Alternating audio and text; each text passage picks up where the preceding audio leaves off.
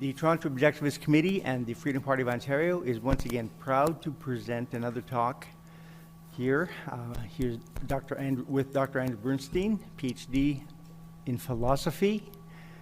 He has taught in many New York State universities, including Purchase, Pace, Marymount, Long Island University, and he has lectured and talked and has done conferences across many different countries, including Canada, England, Denmark, or Norway?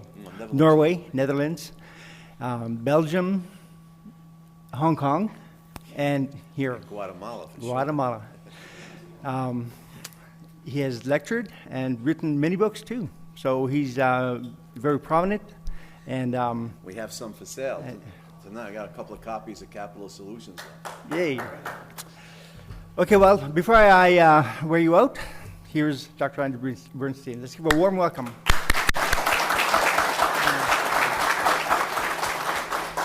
Thank you, Ted. Can everybody hear me?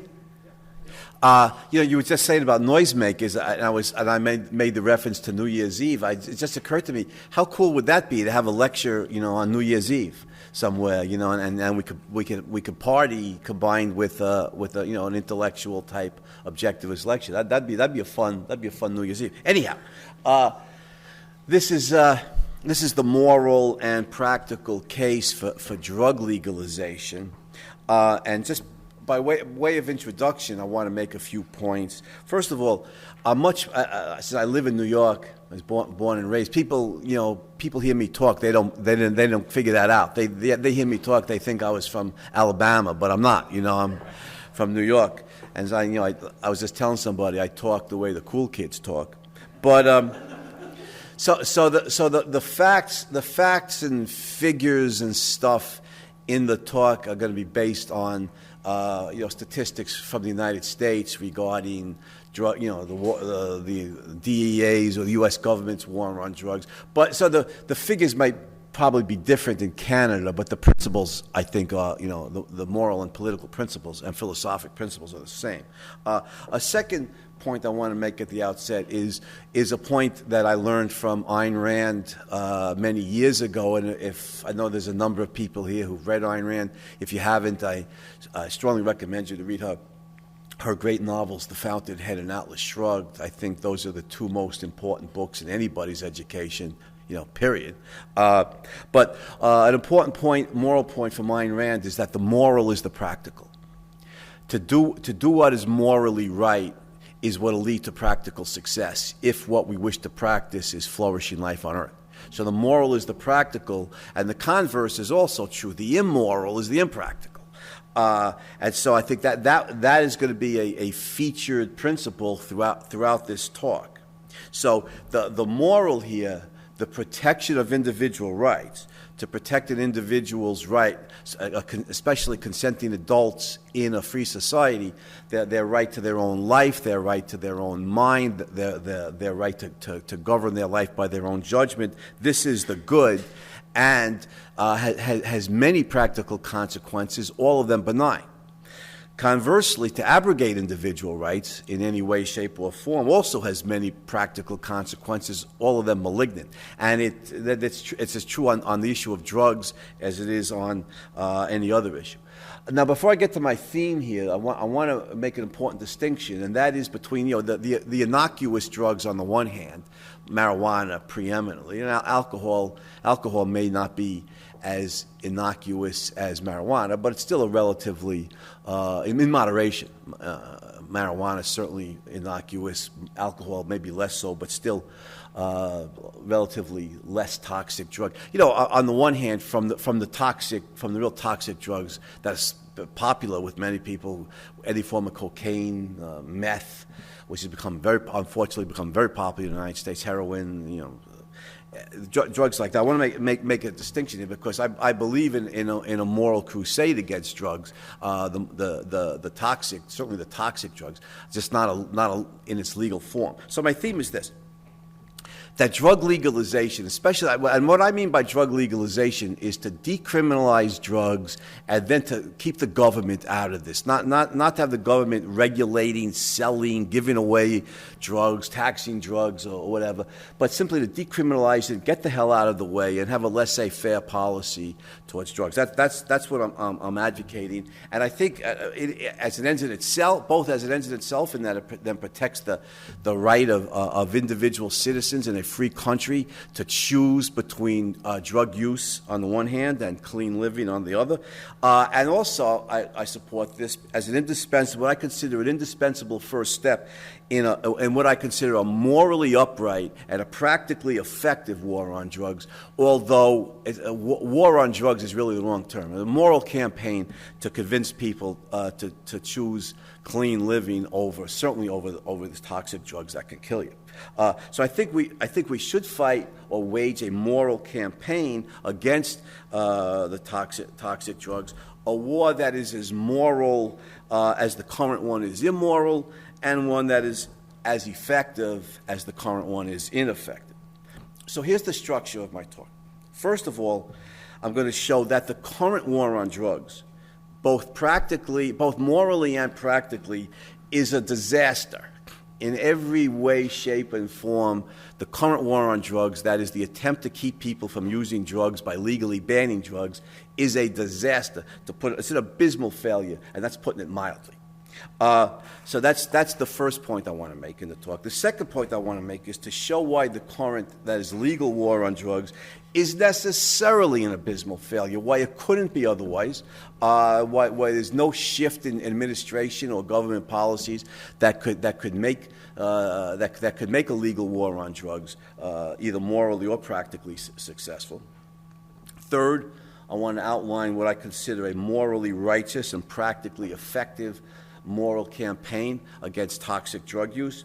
And fourth, I want to show the philosophical principles underlying this immoral, impractical war on drugs, and the philosophic moral principles underlying a moral, practical campaign against especially toxic substances. So let's show that, the first point, let's show that the current war on drugs is an abysmal failure. Start with the moral and then move to the practical. Violation of individual rights. A legal prohibition on drugs violates the rights of individual citizens, of consenting adults, individual citizens of a free country to their own life, their own body, their own mind, that denies their right to choose what substances they will ingest, what substances they will not ingest. If my life belongs to me as it does, and your life belongs to you as it does, then the government has no moral authority to dictate to any individual what substances they will ingest or will not ingest. That's up to an individual consenting adult in a free society to choose for himself or herself. Furthermore, this violation of individual rights by prohibiting people from choosing what substances they're going to use and what ones they're not going to use, leads to the incarceration of individuals whose only offense is to own drugs, is to own or sell or consume substances that the government deems illicit. Well, I forget his name in Canada. The Prince of Pot. What's his name? Mark Emery. Yeah, it's a horror story. What did he serve? 5 years in prison? 5 years in a U.S. prison for selling marijuana plants? Was it seeds? Yeah, selling marijuana seeds. Do 5 years in prison. Now that is, in the United States, it says it's the land of the free, the land of the free. So the prohibiting, the violation of individual rights on this issue leads to the incarceration of people who are innocent. In other words, they haven't committed any what could be can be considered objectively a crime. That is, they have not initiated force or fraud against an innocent victim. These are the libertarians call these victimless crimes, and then meaning they're not crimes at all. And the government should simply have a laissez-faire attitude on this. Your life belongs to you. It does not belong to the state. The government's sole purpose, morally, is to protect your right to your own life. And your right to your own life includes the right to risk it, even to risk it irrationally. If an adult citizen in a free society makes the choice to use cocaine or heroin or some highly toxic substance like that, it's irrational, it's self-destructive. I would use rational persuasion to try and convince the person to cease and desist. But at the end of the day, the right to your own life includes the right to risk it, even to risk it irrationally. And just as the right to free speech includes the right to remain silent, just as freedom of religion includes the right to reject religion, so the right to your own life includes the right to risk it. So, if for those of you familiar with Ayn Rand and her glorification of the human mind, that the mind is mankind's survival instrument, and we need political, economic freedom so that we can govern our life by our own mind, the prohibition on drugs, the legal prohibition on drugs, is an egregious violation of an individual's right to govern his or her own life by use of their own mind. So, morally, this represents, the legal prohibition on drugs represents an egregious violation of individual rights. That's the immorality of the current war on drugs. So the moral is the practical, the immoral is the impractical. We should expect then that such immoral policies would lead to very, very harmful consequences, practical consequences in human life, and it does. So let me ask you a question. How difficult is it today, to show the abysmal failure of the war on drugs at a number of levels, how difficult would it be today to walk out of this building, out onto the campus here or at University of Toronto or in the town of Toronto, how difficult would it be to find and purchase banned substances in this burg? Is it particularly difficult? I wouldn't think so.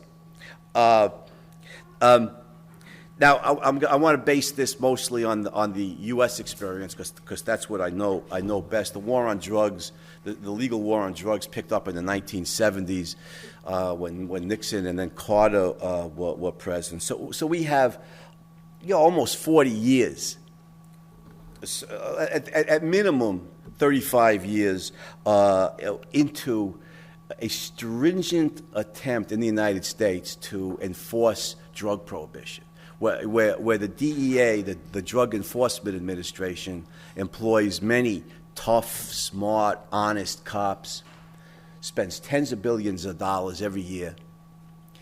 How successful has that been in keeping drugs banned substances out of people's hands? Well, I'll give you just, I won't overwhelm you with statistics, but from 2010, in the United States, the Office of National Drug Control Policy. I love the names these politicians and bureaucrats give to themselves. These very exalted names, right? This sounds like it comes out of Atlas Shrugged, doesn't it? The Office of National Drug Control Policy, the ONDCP, celebrated a 2009 decline in U.S. cocaine users to 1.6 million. They're celebrating a decline. This is from their own writings. They celebrated a 2009 decline in U.S. cocaine users to 1.6 million, while downplaying its own admission of, quote, overall increases in the use of other drugs, unquote. Which I'm guessing, based on other statistics I've seen in the United States, other drugs in this case, I'm guessing includes meth, which is a highly toxic, extremely dangerous drug. So how it's not difficult to find or purchase illegal drugs in Toronto. I have an anecdote here from just last week. I'm teaching summer class at Dutchess Community College in Poughkeepsie, New York, an ethics class. So we're discussing this issue. How difficult would it be to go out into Poughkeepsie, just onto the campus, and find drugs. So after class, as a night class, I was at the local diner a few blocks away from the campus, having dinner, and in walk two uniformed Poughkeepsie police officers. So this is a perfect opportunity. So, officer, I said, if I have money, I want to go out in Poughkeepsie and buy illegal drugs, how hard would it be to find them? And the two cops just laughed at me. They said, go down on Main Street. It's an open-air drug it's an open-air drug market. And I said, that includes like cocaine, heroin. They said, anything you want. Now, first of all, I didn't go check it out.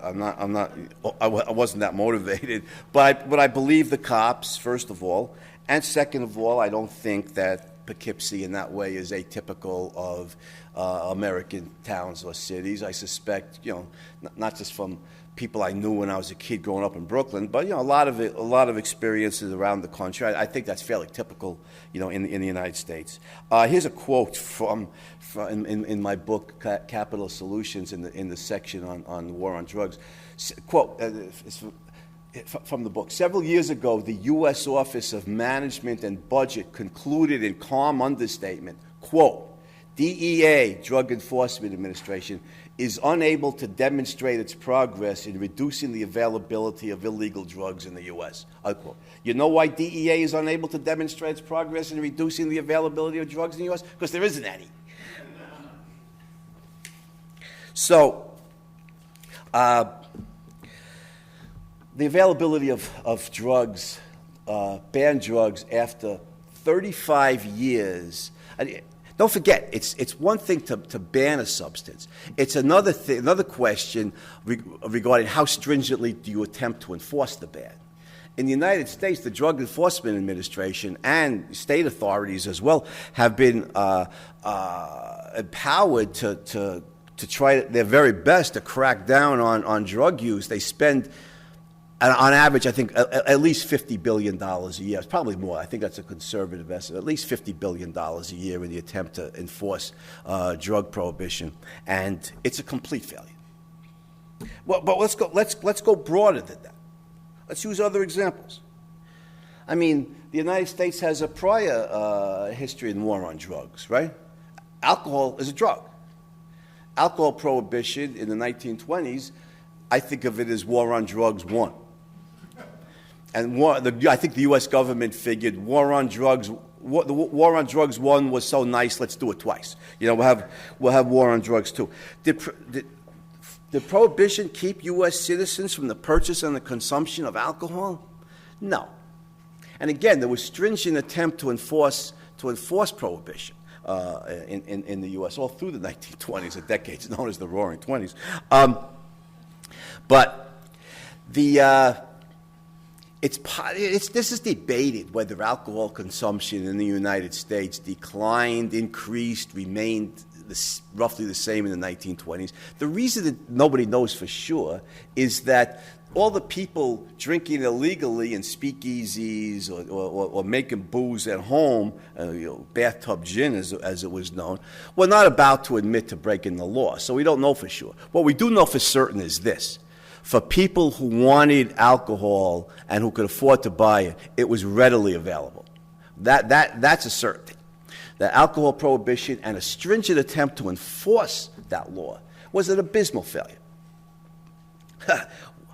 Let's move to a third example. What they call the oldest profession. Laws against prostitution have existed for centuries in dozens, maybe hundreds of countries on every continent. Have all those laws and attempt to enforce those laws? Have they prevented customers from, I put this delicately, customers from buying sexual services from ladies of the evening? I don't think so. Well, we'll ask Elliot Spitzer about that, right? Do you remember that story? Governor of New York who was who had made a name for himself as district attorney and cracking down on prostitution rings, and then he was busted with these expensive call girls. It was It was somewhat embarrassing. And of course, a final example here: the strict anti-handgun laws in numerous U.S. cities. I'm thinking above all Chicago, which where it would be funny if it weren't so heartbreaking. Chicago may well be, parts of Chicago are like the murder capital of the Western world, especially specializing in murder with handguns. And Chicago, of course, has one of the strictest anti-handgun laws in the country, as does Detroit. It's not funny, but I mean, Detroit, D.C., the cities that have the highest homicide rate with handguns have the strictest anti-handgun laws. So the laws may well keep handguns out of the hands of honest citizens, but they certainly don't keep the guns out of the hands of criminals. So we have four examples here: drugs, booze, prostitution, guns. I think we could draw a conclusion here. The data show that it is impossible to prevent procurement of X by criminalizing purchase or ownership of X. Let me repeat that. This is an important point. It is impossible to prevent procurement of X by criminalizing purchase or ownership of X. One day the human race may figure this out. One day the human race may realize it. Making something illegal doesn't keep people who want it from getting it. I have this discussion with the anti-gun crowd in the United States all the time. What's your solution? I'll ask. Ban guns. Ban all guns. Ban them. So what do you say? You think that if we ban guns, people who want guns won't be able to gain guns? Yeah. I mean, it is simply false. There's a ton of evidence involving any number of different examples to show that it is impossible to prevent, not unlikely or difficult, it's impossible to prevent the procurement of X by criminalizing the purchase or ownership of X. And you could plug in any value for the variable X that you like, and this remains true. Now, why? It's not enough to point out a fact. We need an explanation of it. We need a theory that explains it. Why is this so? And in this case, the relevant principle is from the field of economics. And that is, the principle involved here is where there exists demand for X, money can be made supplying it. Where there exists demand for X, money can be made supplying it. Now remember, demand is a technical term out of economics. And what economists mean by demand is not just desire for a product, it's desire backed by purchasing power. Demand means desire backed by purchasing power. There's two qualities here. One, people want X, and two, they have the means to buy it. They can afford to buy it. So what that means then, if X is legal, you see the point. Where there exists demand for X, money can be made supplying it. If X is legal, it will be supplied by honest businessmen. If X is illegal, it will be supplied by gangsters. Either way, X is supply. We have a ton of evidence supporting it. I've given some of the examples. So, notice the predictable consequences of this regarding the legal prohibition of drugs. Very predictable based on prior experience in the U.S. with the legal prohibition of alcohol. Drugs are illegal. Honest businessmen cannot traffic in them. But there's demand for drugs. Money can be made by supplying it. So gangsters then control the drug trafficking. It reminds me of one of those Star Wars movies. You guys remember Jabba the Hutt? Yeah, they called him the vile gangster, Jabba. Well, the most vile gangsters in many cases then control the drug trafficking. There's billions of dollars to be made here in domestic markets, just in North America alone. We're talking billions of dollars. Rival gangs competing for neighborhoods or towns. Of course, the violence rate with that kind of money on the line, and we're talking about violent criminals. The competition for lucrative neighborhoods or towns becomes intense, and the homicide rate predictably rises beyond significantly. The homicide rate rises drastically, it rises substantially, including that the murder, endlessly murder of innocent victims caught in the crossfire. It's not just gangsters killing each other; it's innocent victims that get caught in the crossfire. Let me read something here from my book here from Capital Solutions. That references there's an economist named Jeffrey Miron who wrote a book I don't know, about 8 years ago, called Drug War Crimes, and he's an economist, so he's looking at not at the moral issues, he's looking at the statistics. The full truth here is vastly worse. For the government's war on drugs is not merely a colossal and colossally expensive failure. It is responsible both directly and indirectly for a significant increase in violent crime and in the homicide rate. In a direct form, it makes immensely wealthy and consequently immensely powerful criminal drug cartels of varying nationalities. And this is just like during Prohibition. I mean, there was so much money to be made in alcohol bootlegging that otherwise small-time thugs like Al Capone, Dutch Schultz, Lucky Luciano became multi-millionaires. I mean, extremely wealthy people whose wealth enabled them to buy off mayors, police commissioners, judges, cops on the street. And corruption, of course, in American cities became rife. And that's what we see in the places in Mexico and Colombia and countries like that, where the drug cartels have billions of dollars and buys them enormous influence with the politicians. Furthermore, the bloody gang warfare that inevitably ensues results in an endless string of murders, including of innocent individuals caught in the crossfire. The hideous violence of the illegal drug trade is inescapable, because for outlaws, there is no legal method of adjudicating disputes, and given the character of the thugs involved, it is virtually inconceivable that they would avail themselves of one if there were. Jeffrey Miron points out the data showed that, quote, enforcement of drug prohibition is consistently associated with higher rates of violence, unquote. Indeed, he says, quote, the estimated impact of enforcement on homicide is not only positive but large. It suggests that eliminating drug prohibition would reduce homicide in the United States by a staggering 25 to 75%, unquote. I don't doubt those statistics. I think what we could say for sure is that an enormous number of murders committed in the United States and in other countries surrounded drug trafficking, swirl around the illegal drug trade. Now, that's not bad enough. There's other harmful consequences of the legal prohibition of drugs, and that is to the extent that law enforcement incarcerates people for owning or selling drugs.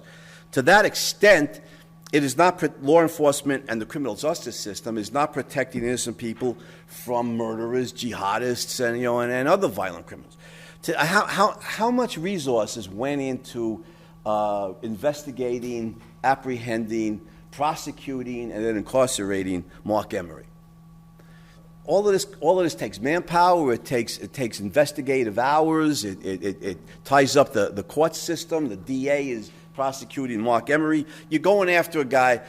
He's a major case, but there are obviously other people like that. In other words, you're putting people in prison, going through the whole process of the criminal justice system, using the law enforcement people, the man hours, the money, the court system, and the prisons, etc., devoted to going after people whose sole offense is to buy or sell or possess marijuana or some other drug. To the extent, any country's state, municipality, whatever, resources are finite.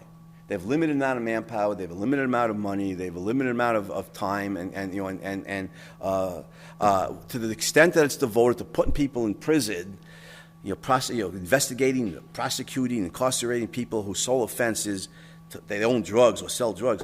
To that extent, that manpower and that time is not being used to go after real violent people. So there's another failure of the legalized war on drugs. We haven't even mentioned, or barely mentioned, the expense. Was it $50 billion a year in the United States? I mean, just think what that money could be done with. You do away with the failed legal war on drugs. End the taxes that support it. $50 billion in the hands of American people. They'll do what they want with it, but some of that money will be used productively. Some of that money can be used to invest in Apple, to fund research and development, and create more awesome stuff, as Steve Jobs called it. Some of that money might be used to be invested in biotech companies, which God knows, what kind of life-saving advances they'll make in the 21st century. That $50 billion a year, that's a lot of money. Who was the American politician? I can't remember who it was offhand. He said, there's $1 billion here and $1 billion there, and pretty soon we're talking about real money. This is the way politicians. Well, we're talking about real money here that could be used productively, not squandered away in a completely futile legalized war on drugs. So you see the principle here. The moral is the practical. The immoral is the impractical. So you violate the rights of individuals to choose for themselves what substances they will use, consenting adults. You violate the rights of consenting adults in a free society, and look at the necessary results. A significantly higher homicide rate, including of innocent people, law enforcement being used to incarcerate people for no other so-called crime than owning drugs, and thereby diverted from going after violent criminals and jihadists. Tens of billions of dollars wasted annually, money that could be spent on productive activities, all in an attempt to prevent people from using drugs, an attempt that is an abysmal and predictable failure. What a freaking waste. This is a lose across the board. This is simply, morally and practically, this is an abysmal failure. This is a disaster. The immoral war on drugs is, in practical terms, an abysmal failure. So, what's the proper steps to take here? What should be done? So I want to outline a moral and practical campaign against toxic drug use. And again, we need to make a distinction between of the illegal drugs. Alcohol is generally legal, in certainly in the Western countries. Of the banned drugs, marijuana is everything I know about marijuana is that it's the most innocuous of drugs, and that in moderation people can certainly incorporate marijuana into a creative and fulfilled life in moderation, like alcohol. Even more so. I think alcohol is probably more toxic than marijuana. I'm not a user, but from what I've read. But these lethal drugs, these toxic drugs. You guys remember? Does the name Len Bias resonate with anybody? Any NBA fans? You guys remember Len Bias? It's a really sad story. He was a great basketball player, University of Maryland. He was the best player in college basketball. He was drafted by the Boston Celtics, #1 pick in the draft. He was a good kid. He was a clean liver. He was a good kid. And he to celebrate that, his friends convinced him to use cocaine. I think it was the only time he ever used it. And then he had a seizure and stopped his heart, and he died. I don't know, like 21, 22. Is just a tragedy. So these kinds of drugs, cocaine in any form, heroin, meth, these kind of drugs are toxic. They're enormously dangerous. And so anybody who cares, any rational human being who cares about his brothers and sisters, doesn't want to see people kill themselves on these kind of drugs. Len Bias' case is a tragedy. So what would be a morally upright and practically effective way to save people's lives from these kinds of toxic substances? We can't ban the use. That's immoral. That's violates people's rights. So what can we do? Here are the steps. First of all, like I said before, I think we need to decriminalize all drugs, then leave it alone. Have a laissez-faire attitude. The government should remain out of this. Government on issues like these is at best useless. Right? There's nothing the government could do. We have all the evidence given it, not just about drugs, but about all these other examples. The government intervention here, government interference on these issues is at best futile. At worst, it's ironic. It's the government itself in this legal war on drugs, the government itself, that's the criminal. You know, Mark Emery is not a criminal by any objective measure. He's not initiating force or fraud against anybody. The government's initiating force. You know, they're putting people in prison for no other offense than owning or using or selling drugs. So the government at best is useless on this issue. At worst, it's criminal. So what can we do? If we decriminalize all drugs and have a laissez-faire attitude towards them, many consequences follow, all of them benign. First of all, it removes drug trafficking from the hands of the vile gangsters and places it in the hands of honest businessmen. So what happened in the U.S. when the prohibition on alcohol was lifted in 1933? As before prohibition was instituted in 1919, alcohol was honest businessmen could then traffic in alcohol. Liquor stores opened where where adults could buy alcohol in the liquor store. It took alcohol bootlegging and alcohol trafficking out of the hands of these vile gangsters. And the point, of course, is if you put Al Capone in prison or you execute some of these guys because they're murderers. Right now, if the government of any country, Colombia, Mexico, the United States, Canada, whatever, if they bust a drug cartel and put these guys in prison or execute them for murder, what happens? Is that the end of the drug trafficking? No. There's so much money involved here. There's so much money that could be gained by drug trafficking. If you bust one cartel, it's like Hydra, I mean Hydra in the Greek mythology, not in the Marvel, not in the Avengers, But, the Hydra was a monster that if you chopped off its head, 10 more grew to take its place. It's almost like that with the drug cartels. The economic incentive is so high. The money that can be gained is so great that you chop down one of these cartels and 10 more spring up to take their place. But if you legalize the drugs, then of course honest businessmen could sell them. You disenfranchise these vile gangsters. Eventually you put them away for whatever crimes they've committed, real crimes like murder, and without the economic incentive, without the billions of dollars or hundreds of millions of dollars to be gained in drug trafficking, there's no more Hydra. There's no more more gangs to spring up. The economic incentive has been removed. And then businessmen could sell drugs in non-pharmaceutical drug stores, the way liquor in the United States is sold in liquor stores. Like I said, the criminal gangs are disenfranchised. You can incarcerate them. They don't replicate because the economic incentive has been removed. I could sound like Jesse Jackson here. Incarcerate, don't replicate. But that's true. The homicide rate declines dramatically. The homicide rate declines dramatically, just like it did after the end of alcohol. When alcohol prohibition was ended in 1933, very predictably, the homicide rate went up after alcohol prohibition began, and enforcement of alcohol prohibition began in 1919, and it came back down after 1933, after the end of alcohol prohibition, obviously after the end of enforcing it. So the homicide rate declines most benignly. The most benign point there is the murder of innocent people who are caught in the crossfire between these gangs, between these murderers.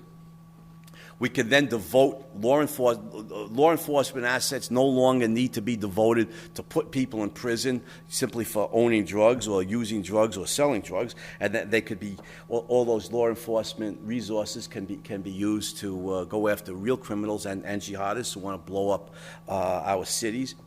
The money spent on this futile legal war on drugs can be invested in productive activities. No drug users, no people in jail, no Mark Emerys in prison simply for being drug users or sellers. And above all, I think it clears the wreckage of this abysmal failure it enables us to take rational, morally upright, and practically effective steps to try and save lives from toxic drugs. And what are the steps? If we're going to have a morally upright and practically effective, I don't want to call it a war because it's not literally a war, but a moral campaign to save people's lives from save people or protect people from killing themselves on truly toxic substances. What are the steps, of that? And I think the first step we could all take, in an effective campaign, in a morally upright and practically effective campaign against drugs, is don't use drugs. Like I say to the politicians, if they could listen, do you really want to help people or prevent people from killing themselves on toxic drugs? The first thing you could do is don't use drugs. Live a clean life. Now, in other words, walk the walk, right? Once we walk the walk, of course, now we can talk the talk. Now we can talk the talk. But I think walking the walk here is not just being a clean liver and not risking your life on any form of cocaine or heroin or even drinking in excess, which is relatively dangerous, and certainly not drinking and driving. But not only walking the walk means not only living a clean life, but it means living a life of value achievement, of recognizing we live in Western countries are still semi-free. We're slowly moving towards dictatorship, and the war on drugs, of course, the legalized war on drugs is one aspect of that, the violation of individual rights. But the Western countries are still relatively free. And what that means is look at the values that we can achieve, that rational human beings can achieve in a semi-free country. We can pursue education in some field that we love, like engineering, for example, right? In my case, philosophy and literature, pursue an education in a field we love, have a productive career in a field that we find fascinating, have close friendships, with people that you can trust with your life. That was always my gold standard, do I want this person in my life as a friend? And that is morally, question was, can I trust this person with my life? And if the answer to that was yes, then of course, that I want this person in my life. Now that I have a child, my ex-wife and I adopted a little girl from China, who's now 12 years old. Now my question on this issue has become even more intense, and that is, can I trust this person with my daughter's life? And the answer to that is yes. That I want this person in my life. And I want to be friends, with that kind of a person. And how do you attract those kind of persons into your life? Well, you be that kind of person. That's how you do it. That people know that they could trust you with their life, and they could trust you with their child's life. And having relationships like that, this is an enormous value in the life of any rational human being. Romantic love.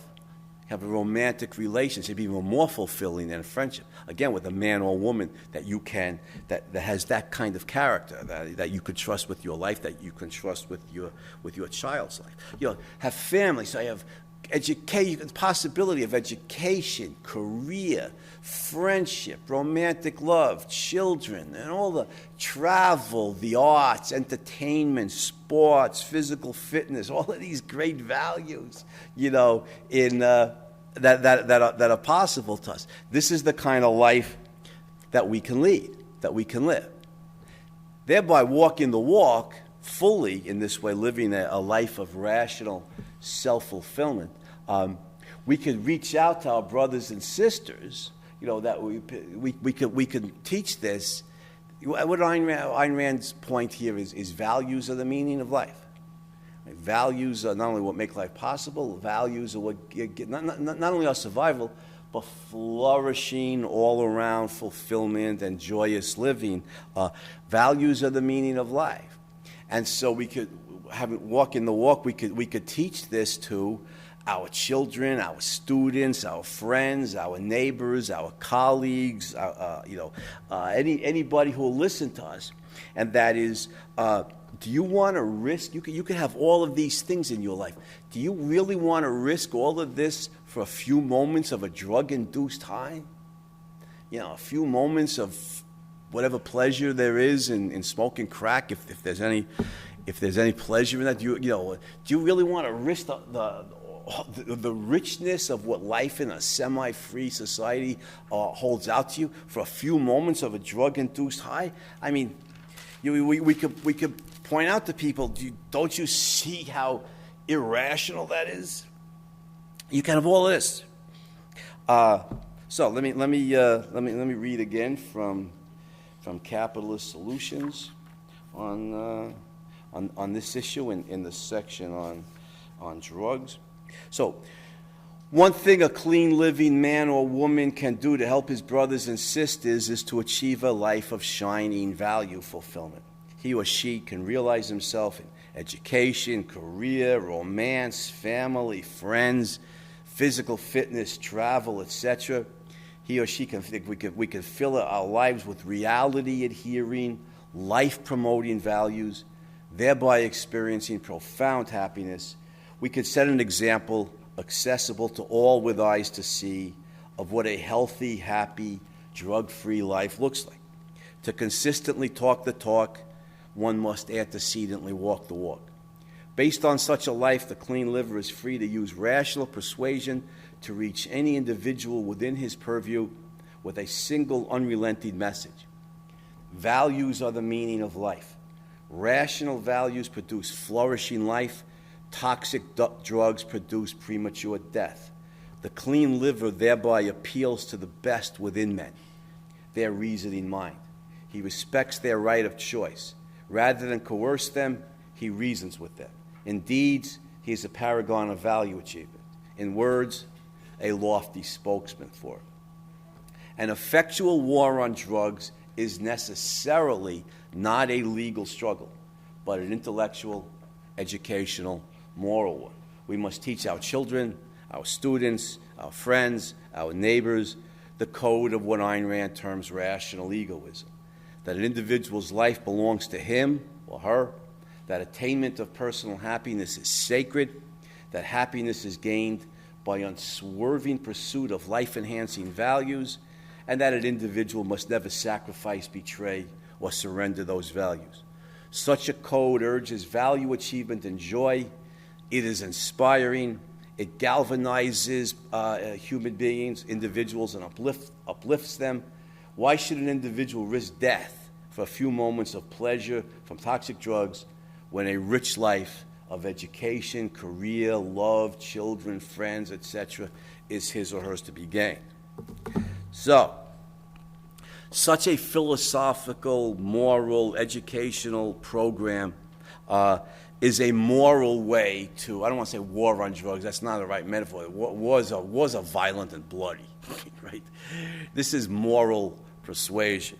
This is a morally upright way to campaign against drug use, and because it's moral, it is vastly more practical. It treats adults like adults instead of the state treating us like children. It respects a human being's right to govern his or her own life by his or her own mind.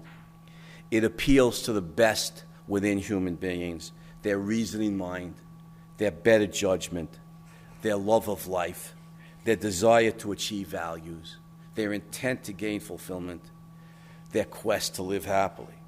It does not force individuals, incarcerate them, or punish them for drug use. Rather, it rewards them for rational, life-promoting, happiness-inducing choices. Reality will punish the toxic drug user. Right? I mean, we've seen people strung out. I won't ask by a show of hands, how many people in this room have known friends who died, from drug use. I certainly have. Growing up in Brooklyn, trying to, when did drugs, non-alcohol drugs, first become widespread in the United States? I would say in the mid-1960s, roughly. That's 50 years ago. So we have 50 years. I don't know what the corresponding figures or dates are in Canada, but in the United States, I would say we've had roughly 50 years of widespread drug use. And some of them very toxic drugs, and I know friends. I've had friends who died, from cocaine overdoses, and I think there's probably other people in this room, who've seen them. So, as Ayn Rand points out, reality is inescapable. We can choose to evade, look away, look aside from the knowledge that toxic drugs, can be lethal. But we can make that choice to use toxic drugs, but we cannot escape the consequences. And so reality will punish people for the use of toxic drugs. But the code here that I endorse encourages them to reward themselves with the benefit of clean living and value achievement. Now, notice something.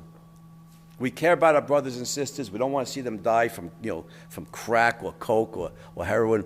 But remember something. People have free will. They're going to make their choices. There's no campaign against drugs that can save them all. There's no campaign that can save them all. But the question here, what campaign will save by far the most innocent lives? And I don't think there's any contest. The moral, educational, philosophic campaign against drugs will reach vastly more people than the abysmally failed legalized prohibition of drugs. It'll save vastly more lives. Now, notice, put in economic terms. A few last points. Let me wrap this up. We can go to Q&A. Notice in economic terms, what I'm recommending here is a campaign against the demand for drugs rather than a campaign against the supply of drugs. Right? The legalized war on drugs was against supply. We're trying to prevent drug dealers from selling drugs. That's hopeless for the reasons I gave. As long as the demand is high, the supply is going to be there. A successful campaign, both morally and practically, one that respects individual rights of choice and that can be practically successful, devotes itself to focuses on the demand for drugs, recognizes that this is a question of people's values. If they value drugs, then they're going to be willing to spend their money on drugs. And so we need to teach people we care about, or anybody who will listen to us, that toxic drugs are not of value. And here's where Ayn Rand's philosophy is so helpful: that values are that which promote life, not that which promote death. That's why Hitler's not a hero. Right? That's why he's a major villain. He's a mass murderer. Values are that which promote life, not that which promote death. And so we could reach people with that message and all the life promoting values and thereby the happy, the values that lead to flourishing life, on earth and the emotional concomitant of happiness. These are the values that are proper for human beings, not toxic drugs. So the campaign here becomes one of rational persuasion regarding values. That value should be that which promotes life, not that which promotes death. Now, here's my conclusion. For those of you who know the history of Western philosophy, what we've been waging for many years is a campaign against drugs that basically under the influence of the Greek philosopher Plato. And Plato, if you've read The Republic, and Plato's widely read, obviously, in every university philosophy class, as he should be. He's an enormously important philosopher. But his magnum opus, of course, The Republic. It's funny it has that title, The Republic, when what Plato advocates is a totalitarian state. But part of the totalitarianism in Plato is what's become known as paternalism. The government is like a loving father. And since most children, I think, are raised more by their moms than by their dads, maybe this should be called maternalism. Either way, the state is construed as being parental, that the government's going to take care of us. And you see Plato's primaries here. Most human beings are irrational. There's only a few, like Socrates, who are dedicated to rational thinking and wisdom, and those are the few that should govern. We should have a philosopher king or queen. Because most of us are irrational, we're irresponsible, we're self-destructive. We need the wise hand of the government to rule our lives benignly. That's almost comical today, the wise hand of the government. But this is paternalism. Now, Plato, of course, is not thinking of Stalin or Hitler or Mao as the rules. He's thinking of Socrates. That Socrates is a philosopher. And philosophy, of course, is Greek for love of wisdom. So you want the lovers of wisdom, the true philosophers, to govern, not the lovers of power, not the lovers of wealth, not the lovers of bodily pleasure, but the lovers of wisdom. And it's in my self-interest as an irrational, worker ant, grunt, to have my life governed by the wise king, Socrates, because he'll govern my life much more benignly than I can govern it myself. And that's basically what the war on drugs and the previous war on alcohol in the U.S. were all about. Not entirely, but in large part. The government needs to protect us from ourselves. Right? This is paternalism. As if you and I are children, the government is a parent, and parents have to protect young children from whatever thing they're going to, self-destructive thing they're going to do. So the government, the wise hand of the government, needs to protect me from my own irrational urges. That's a platonic, the platonic war on drugs that we've seen. So ban this stuff. You can't let people use it. The government knows best. Now that's an abysmal failure for many reasons, as we've seen. I think the campaign, the moral campaign against toxic drug use that I briefly outlined here is an Aristotelian campaign against drug use for several reasons. Aristotle, of course, Plato's most brilliant student. There's certainly in Aristotle's philosophy, there's many legacies of Platonism there, but he's also a very different kind of thinker from Plato in essentials. Aristotle, of course, is the one who defines human beings as the rational animal. And of course, you can see here then that the way to encourage people to live a life of legitimate value achievement is to reach out to appeal to the best within them, to appeal to their reasoning mind. Ayn Rand, of course, took the Aristotelian insight further. Aristotle pointed out man is the rational animal. That's what distinguishes us from the lions and tigers and bears, oh my. But Ayn Rand, of course, took that to the next level, that reasoning is not just our mankind's fundamental differentiating characteristic, but also it's our survival instrument. And so, and this means socially as well as dealing with nature. We need to learn how to grow food and build cities and cure diseases, all of which requires the reasoning mind. But socially, also, we need to reason with people. And so rational persuasion, appealing to the best within people, appealing to their reasoning mind, to their better judgment, not forcing them or punishing them for choices they make, but appealing to their rational mind. Aristotle had more confidence in mankind's rationality than Plato did. Plato thought there's only a few, like Socrates, and the rest of us are driven by our impulses and urges. Aristotle had a wider view of mankind's rationality and the ability to reason with human beings. And the second Aristotelian element, I think, in the campaign against toxic drug use that I've outlined here is that Aristotle in the Nicomachean Ethics talks about that the virtuous life lies in what he calls the quest for eudaimonia. Now, eudaimonia has for a long time been translated into English as happiness. But there's been a lot of Aristotle scholarship in recent decades, and the Aristotle scholars now assure us that what Aristotle means by eudaimonia is not happiness. That's just part of it. But what he means by this is flourishing life. don't forget, Aristotle was one of the great biologists of history. Along with Darwin, he's considered the two greatest biologists of history. In fact, a book came out last fall, written by an English biology professor, called The Lagoon: How Aristotle Invented Modern Science, which may be something of an overstatement, but still, the Aristotelian method, especially in the field of biology, absolutely facilitated the development of science. He's one of the great biologists of history. So flourishing life. The imagery I have in my mind is a plant, just growing its leaves up to the sun in this robust, green, living being, and just flourishing. And so, this life of flourishing life in accordance with human nature, with with the nature of a rational being. So that's what we're appealing to here. That somebody to encourage people to achieve flourishing life all around human development, all around rational development, in all the values that we were discussing: education, career, love, friendship, children, etc., etc. This is a very Aristotelian war on drugs, or campaign against toxic drug use, appealing to the best within them.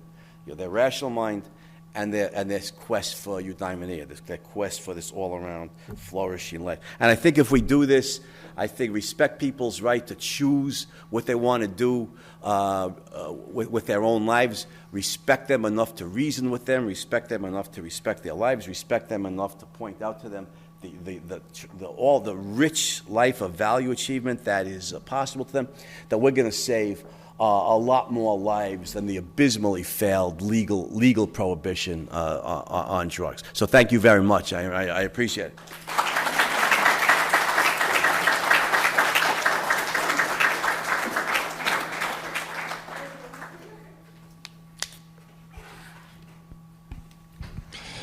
So now we're going to roll into the Q&A. I think we're a small enough group that we can make it pretty lax. If we can maybe, we're aiming for questions here, but sometimes questions need to be prefaced. So try to limit to 1 minute, and let's challenge Dr. Bernstein as much as we can. Maybe I'll start with, and take some privilege here. You mentioned rights, but in Canada we have a right to health care and various other services. So what exactly do you mean by rights? It's kind of vague to me. Well, I certainly believe in the right to free food and free health care. No,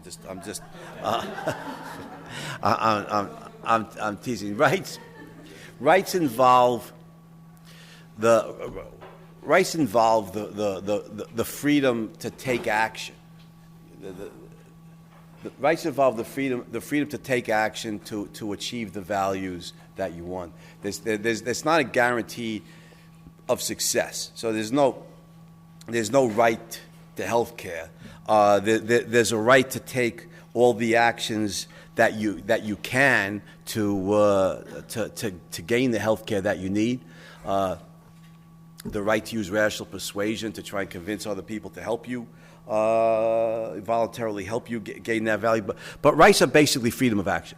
They involve the freedom to take the steps necessary to gain the values your life requires, and of course protect you. The moral principles that protect you from the initiation of force from others, protect you from other people restraining you from taking the actions that your life requires. A right is basically the freedom to take action to achieve the values life requires. It's not a guaranteed access to food or housing or health care, because if I had guaranteed access to food, for example, the question would be, at whose expense? And if other people are the only answer to that would be from others who are more successful than I am. Well, if others necessarily have to provide me with food, then there's a word for people who have to work, for somebody else, who have to. It's their moral obligation. They're called slaves, and that it violates their rights to take freedom of action to promote their own life. So there's no right to violate others' rights. There's no conflict between and amongst rights, because rights involve the freedom to take action to gain the values we need without initiating force or fraud against anybody else. So that's what rights are. So we have a right to pursue health care, and a right to ask other people to help us pursue health care, a right to try to persuade them to help us pursue it, the right for charity organizations to set up to help me if I'm too poor to gain health care. But I don't have a right to health care. What would that mean? That means that the MD has to take care of me even if he can't, if I can't pay him? Does that mean other people have to be ripped off by the government in taxes to pay the MD? Somebody, if that's the case, if I have a guaranteed access to health care, then somebody's being robbed.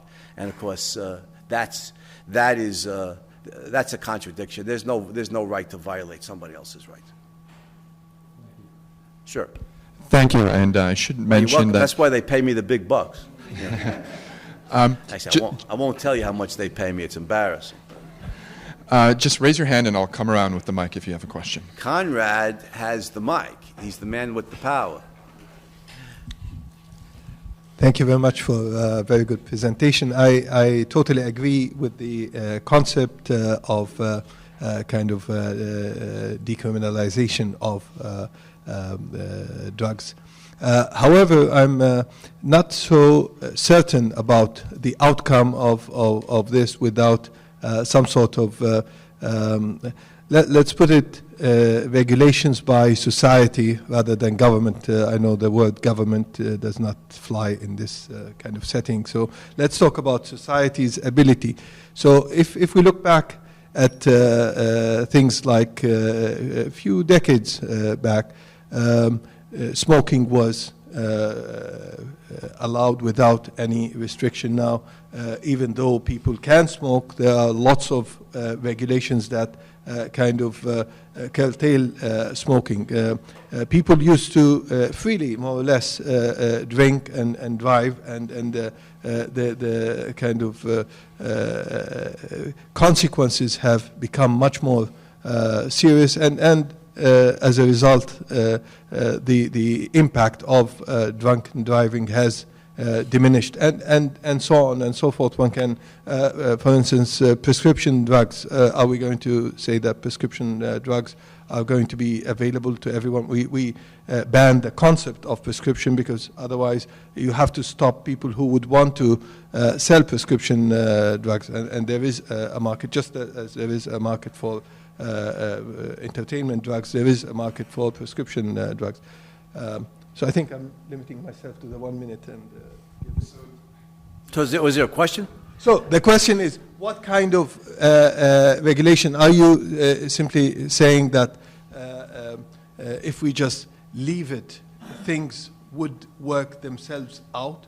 Or are you okay, for instance, with the 3 examples that I gave here as kind of framework that would still be permissible within what you would call laissez-faire, or would that not be? Well, first of all, okay. Did everybody hear the question? No. Oh, okay. The question is, do I believe in not only in decriminalizing drugs, but then having a laissez-faire attitude towards them, government not involved in this, or do I think that there should be some regulation on this? And the question is cited, for instance, cigarette smoking, and I think that's cigarette smoking is the closest analogy here. And my answer to that is, I certainly do not agree that the government has the moral authority to ban cigarette smoking on private property. You know, for instance, in many countries, including the U.S. and I think in Canada, they'll ban the cigarette smoking is banned in many restaurants, right? And I think that's an egregious violation of the property rights of the restaurateur. It's the restaurateur's property, just like your home is your property, and in your home you have the right to say if cigarette smoking is allowed or it is not.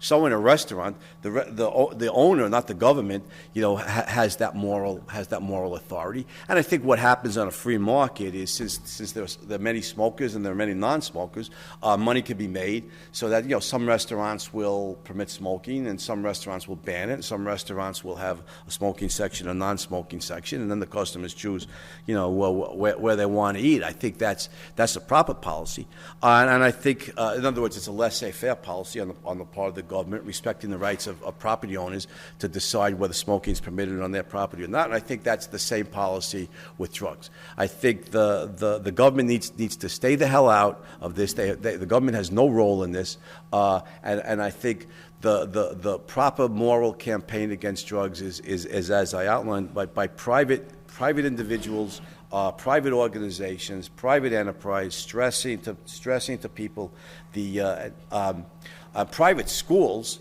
parents to their children, private schools, since I certainly want to abolish the government school system and privatize, establish a free market of education, and private schools teaching their children, teaching their students, about the virtues of clean living, the possibility of value achievement, the possibility of flourishing life, and the irrationality of risking it for a few moments of a high, on a toxic drug. That, I think, is the way the way to conduct a moral campaign against drugs. And regarding regulation, it is society in a way, but it's society's composed of individuals. It's rational individuals using rational persuasion, appealing to their brothers and sisters' rational understanding to promote a value-laden life, not a life of self-destruction. That I think is the way to regulate drug use. A lyric from a song sung in the movie Woodstock came to mind while I was listening to your lecture.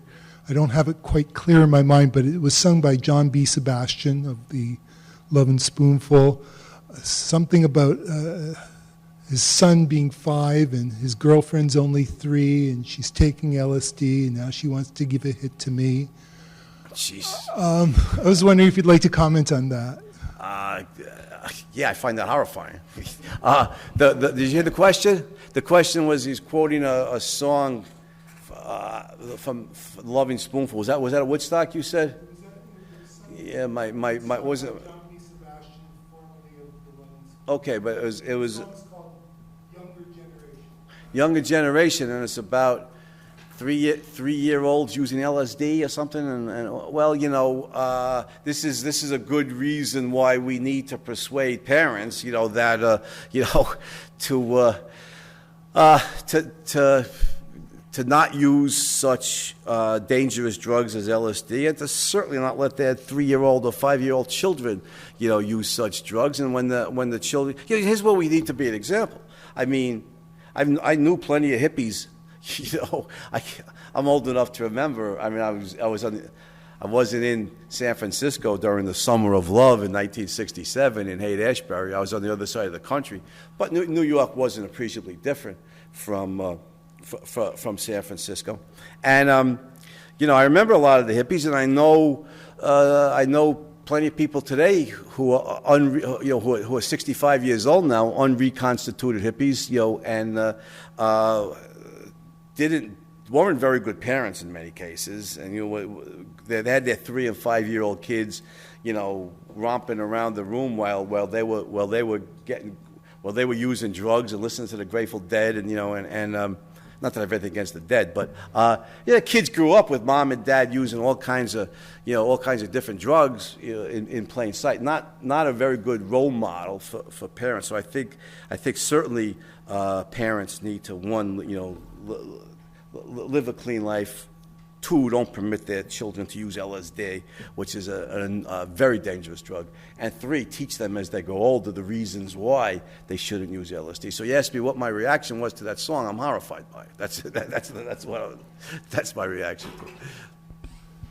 Okay, here's a question about if a parent. I had this argument about drug legalization many years ago with a friend of mine, Alfred, and he had said to me, if your child is born, like if fetal alcohol syndrome, for example, a child is born with fetal alcohol syndrome, which is terrible. It's really destroying a child before they're born, and once they're born, the parent, willingly does a drug, such as a toxic drug that harms that child. where do you think the parents' rights in that sense are, in the sense that once that child's born and they know they're going to have that child, it's a mother that's pregnant and she's doing cocaine or heroin or whatever, or meth, and that child is now born, does that child have a right to, in a sense, some type of, could she sue that mother for harming that child? I mean, where do you stand on that one? I mean, that's a really good question, and that's a very subtle question. Again, I'll repeat the question. The question is, what about a pregnant woman who intends to have a child and who's a drug user or an alcoholic, and the medical biological facts are clear that if this continues, the child will be, is going to be severely harmed, right? There's severe bodily harm here. I don't think, I don't think if that's the context, the mother's going to have the child. I don't think it's her right to be a drug user. It's not her right to medically harm her child. It's not her right to turn her child into an alcoholic or drug addict or whatever the. In other words, if the state can establish in court medical testimony, the best medical testimony we have in a court of law, that this child is going to be severely harmed, bodily harmed by such a policy, then I think the government needs to step in and protect the right of the child, even though that child's not born yet. If that child's going to be born, either mom's got to abort, or if she intends to have the child, she needs to protect her child. And I think the government needs has a legitimate role in protecting children from their parents.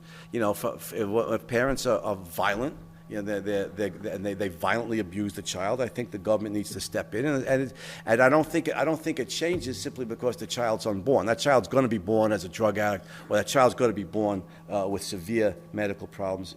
If that's biologically demonstrable in court, then I think the government has the duty, the moral authority to prevent that from happening. Have the baby and then be a drug addict. You don't have I don't think you have the right to physically harm your child. Thanks, Andy, for the talk. That was great. Thank you. You're welcome. I have a challenge for your thesis.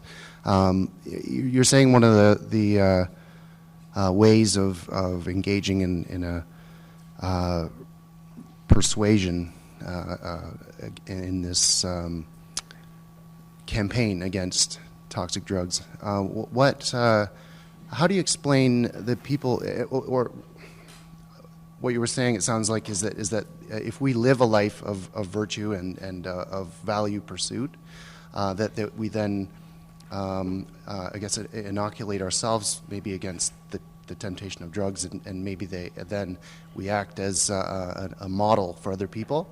But how do you explain people like like celebrities or who seem to be living a life that is, at the peak of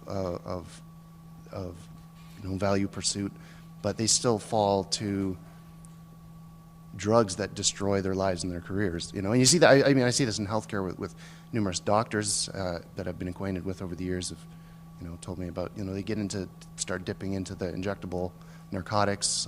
You get musicians and celebrities. So I was wondering if you had any thoughts and comments on that. Yeah, that's a fascinating question. The question is how come the music industry people are the paradigm examples, right? But it's much more extensive than the music industry. Of people who are very talented, very creative, living creatively. Creating values, music is a main example. Very often doing it successfully. So you're living the dream. Keith Richards. I'm a classic rocker. So Keith Moon, Keith Richards, Jimi Hendrix, Jim Morrison, Janis Joplin. Was age 27 was the magic number, right? These people killed themselves at age. Many of them killed themselves. Keith Richards still alive, although at age 27 he looked like he was 80. But he's a medical marvel. But the toxic drug use and the self-destructiveness of people who are, one, very creative, presumably doing what they loved, like Howard Roark and the Fountainhead, they're doing what they loved, but two, they're much more commercially successful than Howard Roark was. So why do they feel the need to kill themselves? I've been thinking about that since I was a teenager. That is very puzzling, and it's not just in the field of music. That's true of people in the entertainment industry and in many industries. I'm sure there's any. What do they say in medicine? Physician, heal thyself. You see. MDs who are drug users and stuff. And I think you can't get away from the fact, several facts. First of all, people have free will. They make their choices, and their choices are not always consistent. So that the point number two related to this is people are often mixed. They're often mixtures of, just like we have a mixed economy in the Western world now, part socialism, part capitalism, part government controls, part freedom. So people are often of mixed spirituality, or mixed moral character. Part of their thinking, part of their premises are very rational, very life promoting, filled with joy. Part of their premises are irrational, self-destructive, cause misery and even early death. People are often mixed, and psychologically they're often in conflict. And I think this is why psychotherapy. It's great that psychotherapy exists in the modern world. Prior to Freud, however crazy Freud himself was, he revolutionized the field of clinical psychology. Now there's the possibility of psychotherapy for somebody who's internally conflicted. That's why I was so surprised when somebody like Robin Williams committed suicide, who's very talented, very successful, very wealthy. Whatever demons afflicted him, he could have afforded, for all I know, did, the best clinical psychologist in the world. So people are often mixed. They're premises, a mixture of premises that are rational and irrational, values that are life promoting, or anti-values that are life destroying, and they're often in internal conflict. And sometimes the demons, they talk about somebody as demons. Sometimes the demons win the battle over the rational. Over the rational convictions. I'll tell you something. A friend of mine who's a musician told me about Bruce Springsteen a few years ago. He said Bruce Springsteen's been continuously in psychotherapy with the same psychologist for 30 years. And my first reaction to that was negative. I said, whoa, I would never do that. I would want to get healthy and get the hell out. But then it occurred to me, no, there's something heroic about that, is that if you think you have problems, or there's something holding you back, or there's some inner constraint, or there's some demons, to use the metaphor, there's something heroic about dig into that with a trained clinician who knows you well, who's treated you for 30 years, and just keep getting healthier, and certainly he has the means. Bruce Springsteen can afford, can afford. So I admire that. I respect it. Now, if somebody tells me, I hear the news tomorrow, Bruce Springsteen committed suicide, I'm going to be, very disappointed after more than 30 years of psychotherapy. But people are often in internal conflict, I think, I'm not a psychologist. I think a rational psychologist would be necessary to take the answer to that question deeper. But I think we could say people are often in internal conflict. The fact that people are very creative and even very, very successful at doing what they love doesn't mean they're not afflicted with some kind of internal problems that they may or may not address. Here's what I love about it, and I'll confess here. I haven't always been the paragon of mental health you see before you today. I spent many years in psychotherapy myself, paid a lot of money that on a philosophy professor's salary because I came out of a family that put the D in dysfunctional, and I thought mental health was an enormous value. So I've pursued it. But here's what I love of many things about Ayn Rand and objectivism. What I think of as the John Galt, mentality, and that is face reality. whether it's painful, scary, ugly, whatever it is, face reality. And if I have some problems, then by God, I need to face them, you know, and well, by rational analysis, I need to face them and get better. For my own self, for my own life, for my own happiness, for my own fulfillment, and of course for the people I love and for the people who love me. And so there are, you know, what's an interesting point?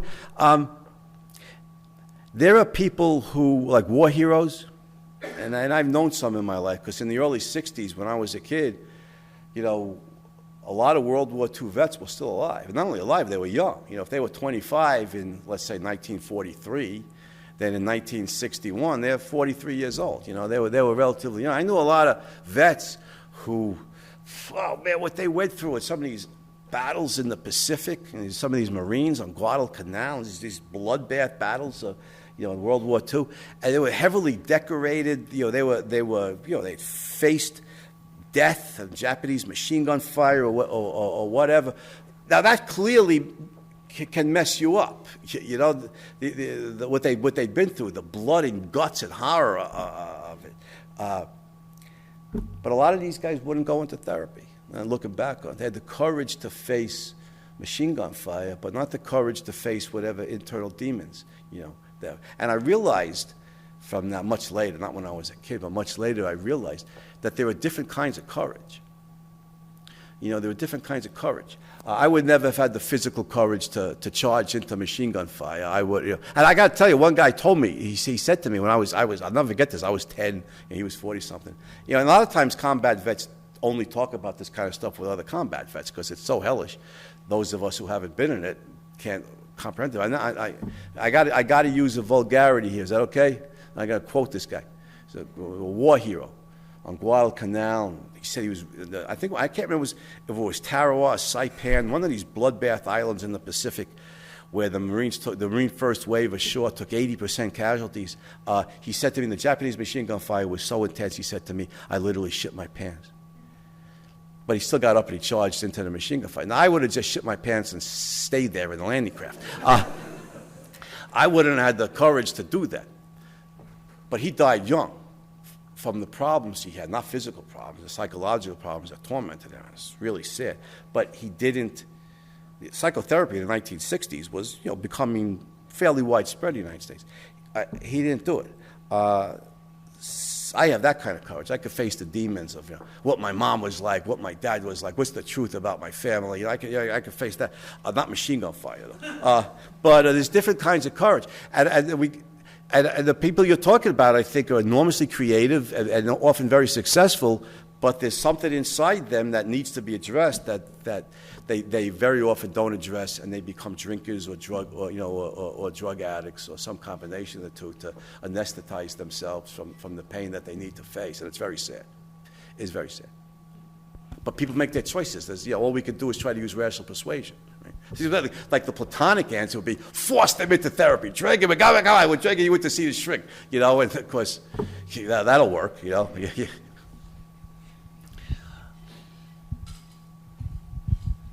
Robert De Niro. You remind me of a little bit of Robert De Niro. Yeah, my ex-wife used to say I looked like De Niro, and I used to tell her I like to have De Niro's cash flow, you know, but... So my question is, when we look at the prohibition on booze for 14 years, it sounds like, yeah. And we compare that to what's happening now in 50 years, with the war on drugs, and I think maybe that is a fair analogy. But I'm wondering what the mechanism was after 14 years, and is it really fair to say it went into a laissez-faire type market situation with booze? Because I don't feel entirely that it has. I guess with the control mechanisms today, especially in Canada, when it relates to booze and alcohol. And so that's one issue, but do you see how, after 50 years so far, what could be a mechanism that eventually would come to, is it laissez-faire, or again, is it just really more control of the government and the drugs that might be more readily available, meaning not the gangsters and stuff, as you were saying. And where are we heading with that? Well, where are we headed? Part of the question is where are we heading? I don't. Was the rest of the question? What's the role of government? I'm not sure what the rest of the question was. Is it fair that we went into laissez-faire after 14 years at the end of the prohibition? Is it fair that we went? Is it accurate that we went into laissez-faire in the United States? You're talking about after alcohol prohibition was lifted. I don't know. I understand your point. I don't know if it's laissez-faire. There is a government, U.S. government agency, the ATF, Alcohol, Tobacco, Firearms. I love the Texas redneck mentality on this, that alcohol, tobacco, firearms ought to be a convenience store, not a government agency, but which I full-mindedly and wholeheartedly agree with. There is some. I think I'm not a drinker, so I'm really a boring. I'm a bookworm. I'm not a drug user at all. Although I have to admit that in college I was known to imbibe the devil's weed, at times, and unlike certain people who shall remain nameless, I even inhaled, and but it's been a long time, but. I think I'm not sure there's still some governmental regulation in the U.S. on alcohol, but it's largely a free market. I mean, you walk into the liquor store, if you're a consenting adult, you could buy, and there's any type of booze imaginable, and not just in liquor stores. In various states, there's you can walk into gas stations and convenience stores and buy. And buy all kinds of different kinds of booze. So there's no free market anywhere in the United States on virtually anything. But liquor stores, I think, liquor alcohol trafficking, I think, is close, relatively close. What mechanism can we get from here to there regarding drugs? That's an interesting practical question. I think the template we have is prohibition of alcohol. I mean, in the U.S., that's the closest template we have to a similar kind of governmental banning of drugs and then an eventual lifting, on the ban. And I think we're starting to see the same kind of social activities that led to the end of alcohol ban in the United States. I think we're starting to see that in the U.S. and in Canada, and that is the law against alcohol consumption was enormously unpopular. And there were so many people breaking it. The breaking of that law was so widespread, and I think there was so many people who opposed it that eventually, of course, FDR lobbied Congress to repeal that law, and he succeeded in 1933. It's an interesting point, and there might be a lesson here for us, and that is FDR was popular after he pushed for repeal of prohibition, and it helped him through the years of the Depression that he exacerbated. I mean, this myth that FDR got the U.S. out of the Depression is a canard. That's just false. The Depression went on for year after year after year after year. In 1938, 5 years after FDR was inaugurated, the United States was in the throes of the Depression as bad as when he was elected in 1932.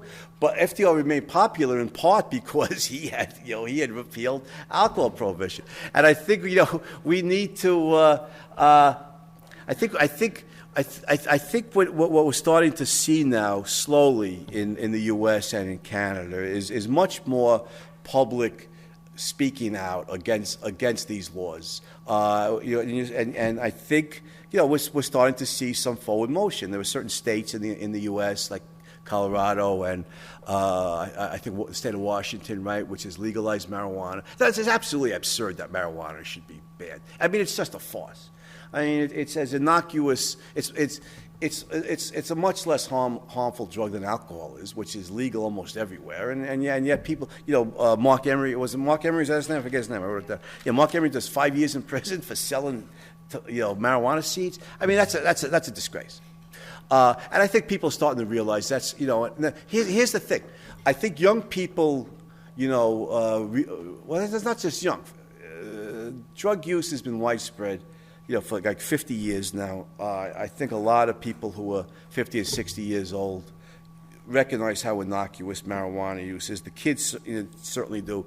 The kids very often, the 18, 20, 25-year-old, they're often not politically, interested. They're not motivated to get involved in the political process or even to vote in many cases. I try to convince my students to vote, and they're not that motivated. But I think there is a growing awareness in North America, in the U.S. and Canada both, that these laws are draconian.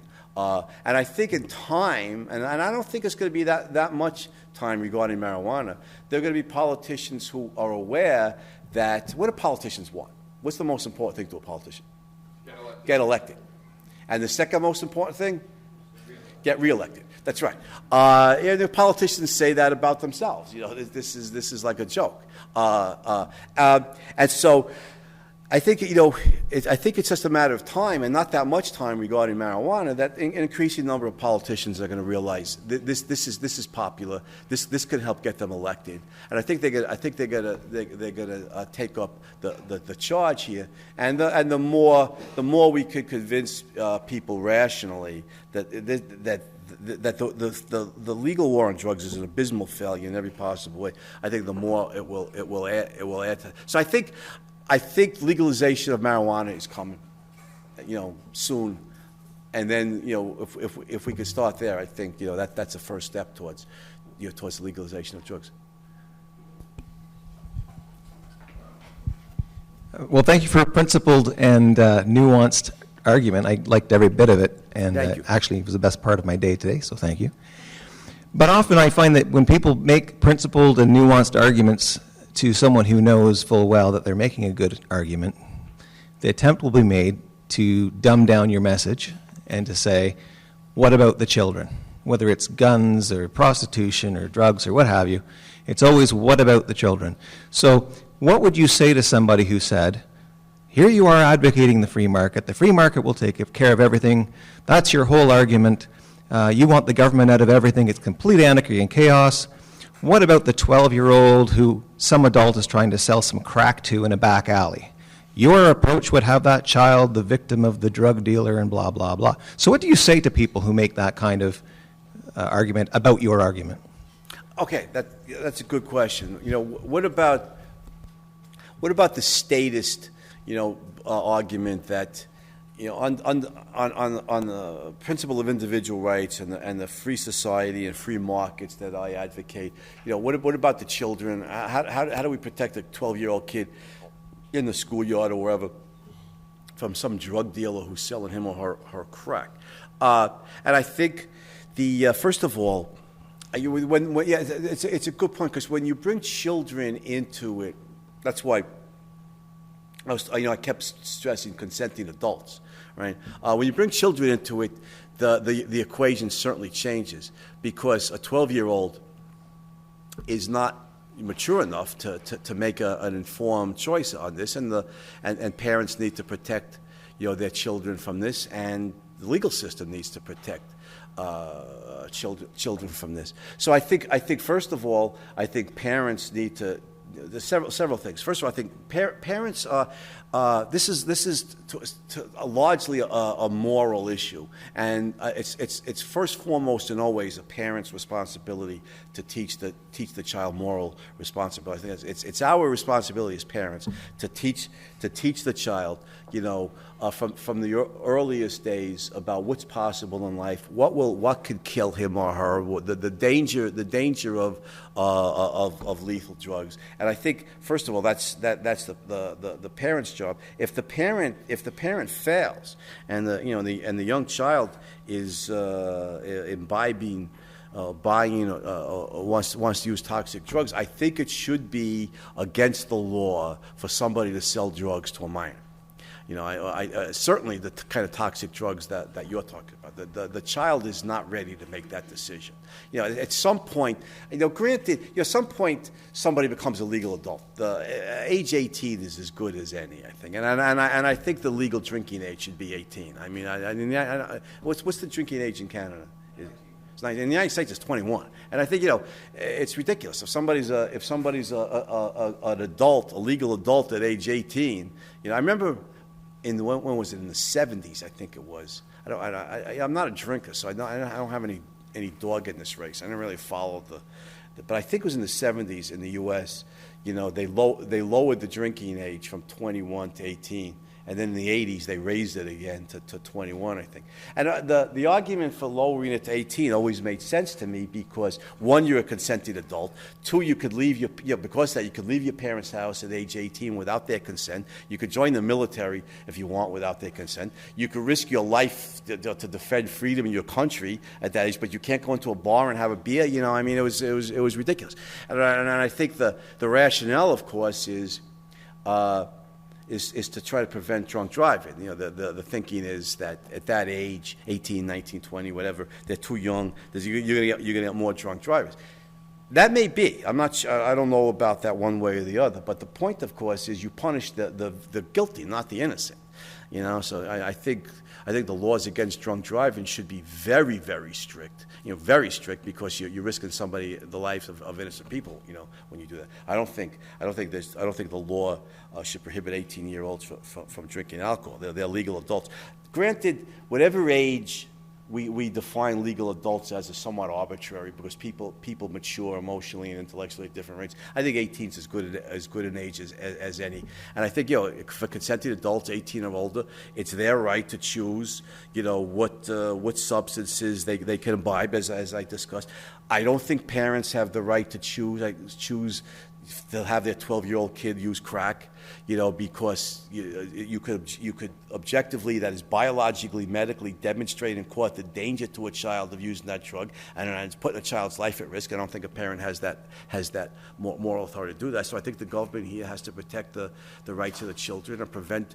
I certainly wouldn't arrest a 12-year-old, but I think it should be against the law for the drug dealer, to sell drugs to a minor.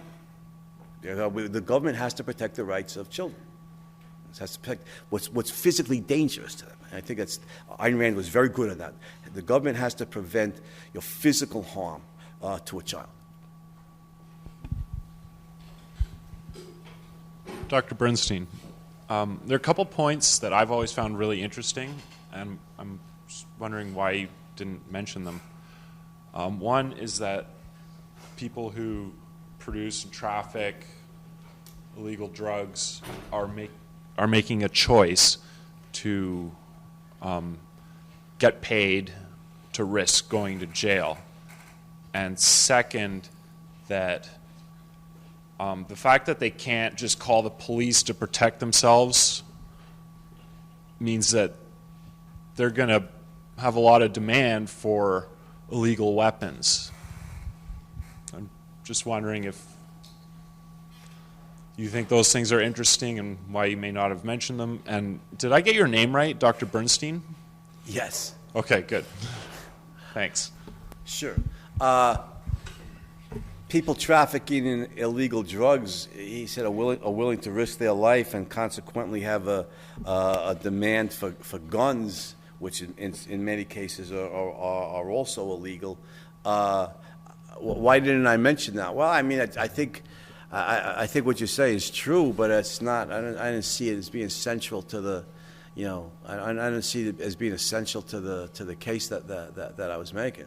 I think that, to me, I think one of the real benign consequences, practical consequences of decriminalizing drugs is that you get the trafficking out of the hands of these gangsters. And that's why what I kept stressing is, the homicide rate comes down when you decriminalize these substances.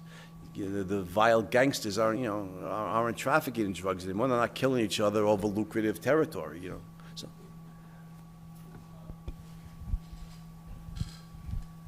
So I wonder if we're not making some assumptions here. And so we've talked a lot about the pros of ending drug prohibition. I think those are pretty clear, and I can say that I agree. But I'm wondering about the cons. We haven't really talked much about what some of those potential cons might be. And I hear us jumping and assuming what would happen in these communities if we take out prohibition.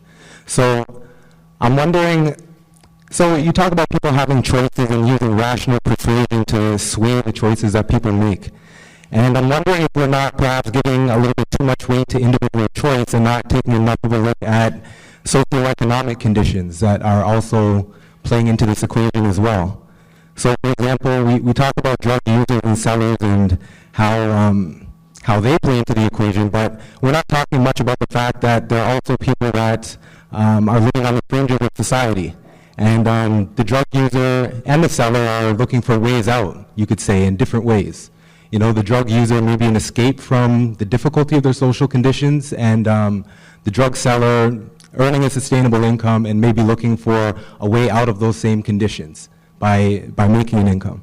And so I'm wondering, you know, what's the impact on those people who are using substances to cope then if we take the drugs out of the hands of the vile businessmen, as you put it, and into the hands of the honest businessmen? Is that going to affect their access? What's going to be some of the overall ripple effects and impacts on those communities is what I'm wondering.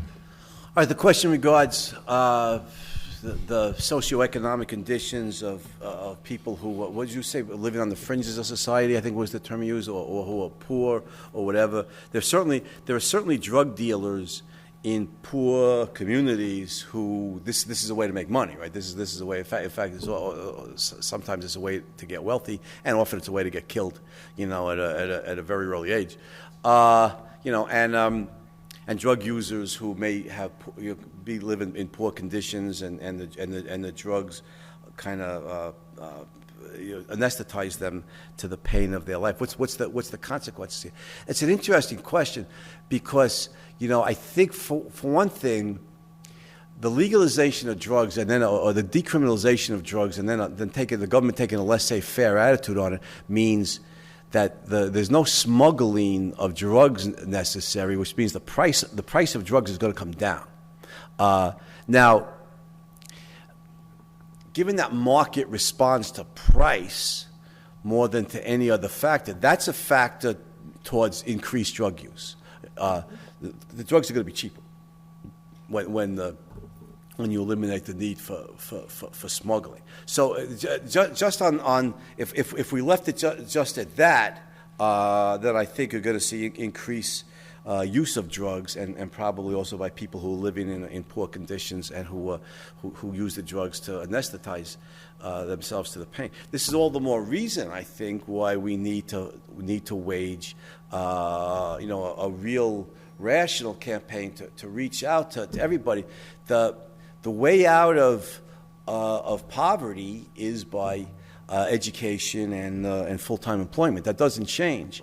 It doesn't change regarding racial issues or ethnic issues or tribal issues or whatever. The way out of poverty is by not even necessarily by education, although I certainly advocate education. But the way out of poverty is full-time employment. I don't think of viable ways to be a gangster drug dealer, you know, and then die at age 21, you know, in a shootout with another drug dealer.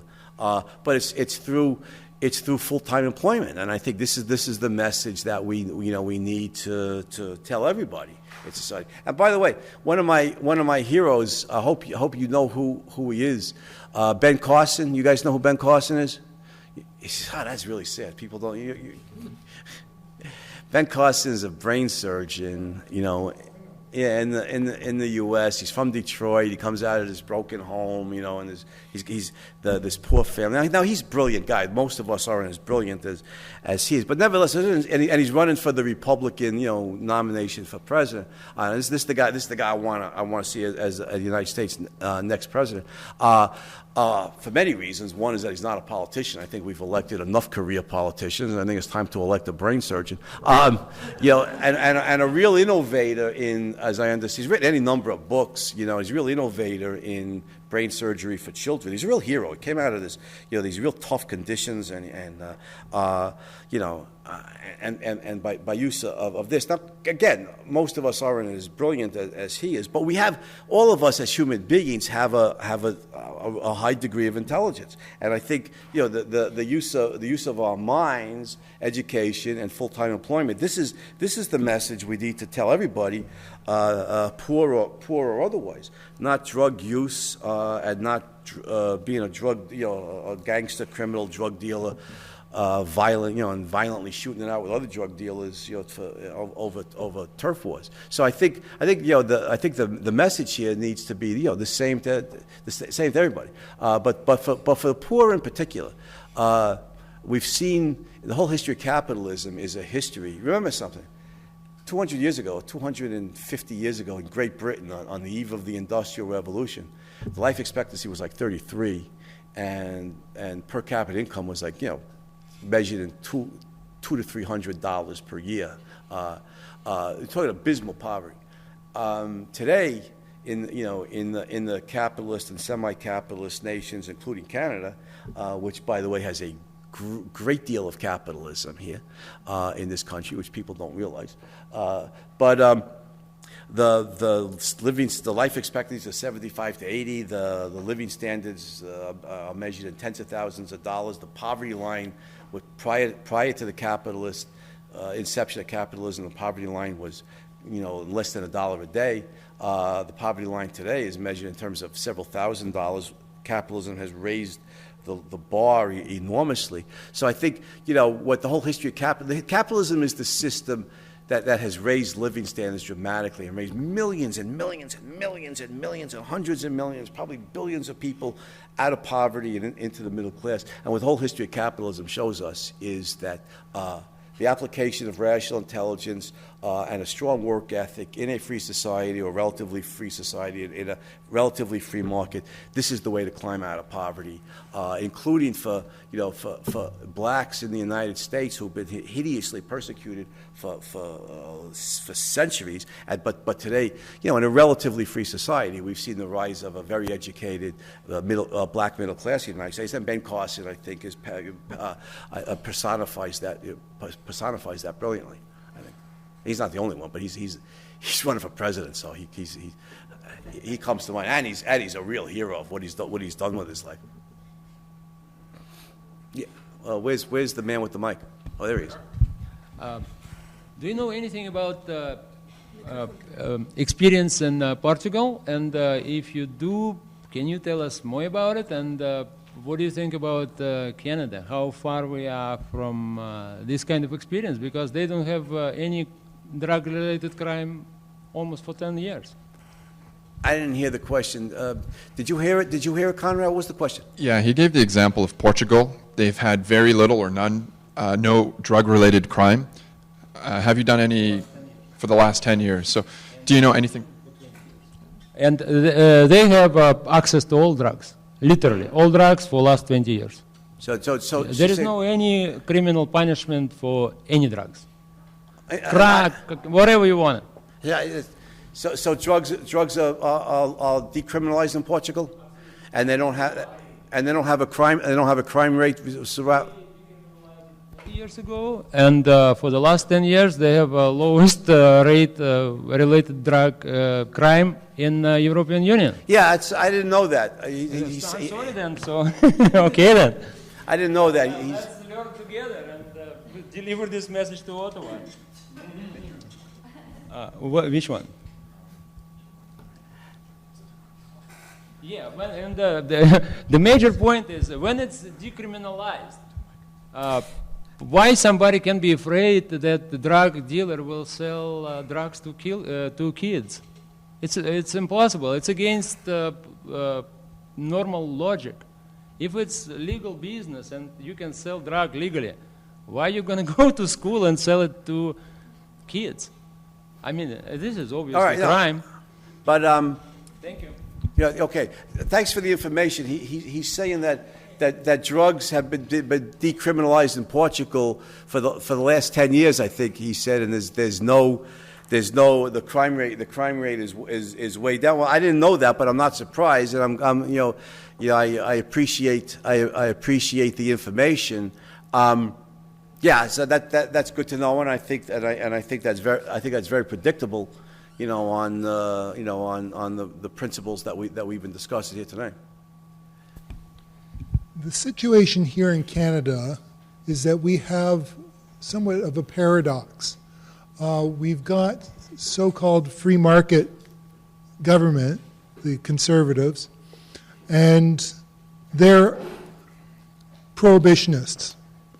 And the Prime Minister, Stephen Harper, he conflates marijuana with more serious drugs, and it really irks me when he does that.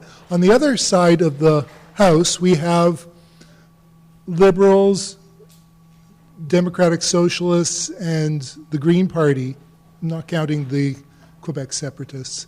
There are, on the left, basically, I don't know about the Greens, but they could very easily, with the way that things are going poll-wise right now, in October, when we have our next election, form a coalition government.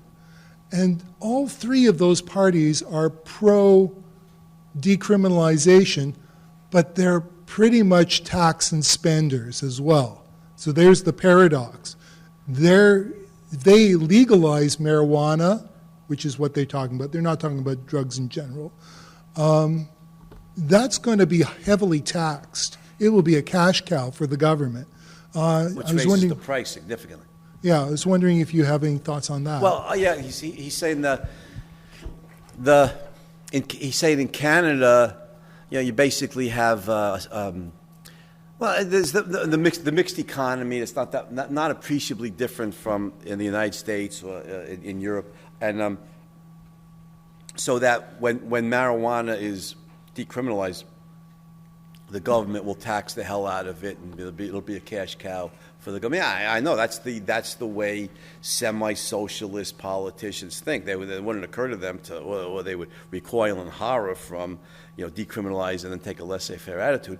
When they decriminalize with marijuana, they'll tax the hell out of it like they do with cigarettes, and of course the price that goes up. I was saying before in response to an earlier question that decriminalization, and selling drugs in non-pharmaceutical drugstores will bring the price way down because you eliminate the smuggling. Smuggling is expensive. The cost of smuggling is expensive. But the taxation is going to bring it, way up again. So there's various factors. So I obviously oppose that. I don't think the government should tax it. What I advocate is decriminalization and laissez-faire. But I think you're right. I think in present day political realities, that's what's going to happen, and we need to fight a principled campaign here for individual rights that the government shouldn't be taxing this. And also I think very often they place heavier taxes on cigarettes, alcohol, drugs. They call it a sin tax, right? You see the influence of religion. You got let's call it a devil tax. We're going to tax people for following the devil. But I think you're right. We need to campaign here for individual rights across the board. Not just for drug decriminalization, but also for putting an end to these kind of taxes. Any victory we take, any victory we win is forward motion, and I think marijuana will be decriminalized. It is slowly being decriminalized in various places, including even in the United States, the land of the free, where there's been draconian anti-drug laws for a long time. But the decriminalization and legalization of marijuana, for instance, in Colorado and Washington, is a very good sign. Hello, sir. My name is Julia. My question is, legalizing everything, not just marijuana, right? I have a young brother who's 19 years old, and he's unpolluted completely. I'm ashamed to even smoke a cigarette in front of him. He goes to Schulich University, and now he's 19 years old, and he's going to go to clubs, and he's going to be in that environment, right? Mm-hmm. When I was in that environment 10 years ago, that got to me, and I wouldn't want that to get to him. So I still think that some things should be under control, because Amsterdam is known for, you hear Amsterdam. It's a country of where you can smoke weed freely, right? And let's go to Amsterdam for that. Russia is like, the alcohol is legal, so we have a nation of alcoholics, pretty much. That's sad. USA, I think, is a nation of pill poppers because they think, there's a pill for that. If you're fat, there's a pill for that. If you're crazy, there's a pill for that too, and etc. I would not want Canada to be a country of, you can do any drugs here. I don't want that reputation, or for my brother to be growing up in this country. So, and it's kind of like, when you post online that you're having a party, you're going to have your friends come over, but some of the people you don't like are going to pop by too. So it's kind of like opening the door to any drugs. It's going to have very, really bad outcome as well. Well, she's saying that, if Canada has decriminalizes drugs, then there's going to be bad consequences. And she points out in Russia, alcohol is legal, and there's a lot of alcoholism. And in the United States, you can get various prescription pills, and there's a lot of pill poppers. And in Amsterdam, marijuana is legal, and there's a lot of potheads and everything. So that if Canada decriminalizes drugs, there'll be a lot more drug use. The part of the answer to that is the drugs you're talking about are already available. There's no keeping them from people who want them. Part of the talk was, the abysmal failure of trying to prevent people from procuring X, whatever value you want to substitute for X, by criminalizing it. It's just not possible. And so the drugs are widely available anyhow. And not difficult for anybody to find. But I do think, like I was saying before, if we decriminalize drugs and take a laissez-faire attitude towards them, then the price will come down. Market responds to price. So I think just taking that issue alone, I think there'll be increased demand for drugs, and that would tend to support what you're saying. But I'm not saying that we should simply decriminalize drugs and then take a laissez-faire attitude to them. In addition to that, I think we should wage the campaign against drugs, a relentless campaign against drugs that I've been advocating, a moral, philosophic, educational campaign against drugs, and I think we will save a lot more innocent lives than the failed legal campaign against drugs, which is an abysmal failure. I mean, how many people on drugs would we need, before we acknowledge that the legal campaign against drugs is a failure? It's simply a failure. You can't keep drugs out of people's hands that way, or anything else for that matter. Guns, alcohol, prostitution. How much evidence do we need to realize what a failure legal prohibition is on any issue? We're coming. Let's say in the United States, let's ban the reading of the Bible. How's that? This is so. Let's ban the Bible. All this stuff is crazy. Let's ban the publication and the reading of the Bible. Now, how successful do you think that's going to be, given that there's millions and millions and millions of devout Christians in the United States? Banning the Bible, is simply going to be a failure. It's interesting to be gangsters bootlegging the Bible, and this is going to be.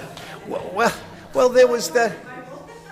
The gangsters will bootleg the Bible, but there's that famous economist. I think he's down at Clemson University in South Carolina who wrote a famous essay on this that was expanded into a book on Baptists and bootleggers. And how the unlikely alliance of Baptists and bootleggers to support prohibition for very different reasons. Alcohol prohibition, but the Baptists supported it because they wanted to wage a war on the devil. The bootleggers supported it because they could make an enormous amount of money, from prohibition. So the Baptists and bootleggers are not, they've already been in bed together, and so they'll be in bed together again once we ban the Bible. The bootleggers will smuggle in the Bible. There'll probably be gang warfare, interestingly, on the lucrative territories for selling the Bible. That'd be interesting, you know. And you know, the gangsters will kill each other to carve out territory to sell the Bible. You know, innocent people get caught in the crossfire. But the point, of course, is in the United States, where there's a lot of Christians, the Bible's in demand, right? There's people who want it, there's people who can afford to pay it, and no government ban on the Bible is going to be successful any more than the ban on, you know, on drugs or alcohol or anything else. It's a failure. It's an abysmal failure. And all we're going to do is more people are going to get killed. People are going to continue to kill themselves on drugs because they can get them, and more people will be killed in the drug trafficking because, you know, for the reasons I gave. It's now in the hand of gangsters. So we have 10 minutes left, and there's a few questions. So if we can I have a few books to sell too. If we can have very quick questions and quick answers as well, please. Some of these have already been. You claimed one already, right? Okay. So I got two left. Yeah, go ahead. Dr. Bernstein, thank you very much for this talk. I really enjoyed it, and you brought out a lot of good points, a lot of good rational points. Now, I want to ask you a question. You mentioned Mark Emery, and I'm glad you did, because he's a hero in his own right, because he defied the prohibition in his own way through civil disobedience. Now, how far would you recommend pushing the envelope as far as ending prohibition? Even though he was sent to jail for several years, the impact that he created was the talk and the actual prohibition ending in several states, and now it's big talk here in Canada. So I don't know if you know his personal history, but he did very well. Mark Emery? Mark Emery, yes. Okay. So what, I'm sorry, Ted. What was the question about Mark Emery?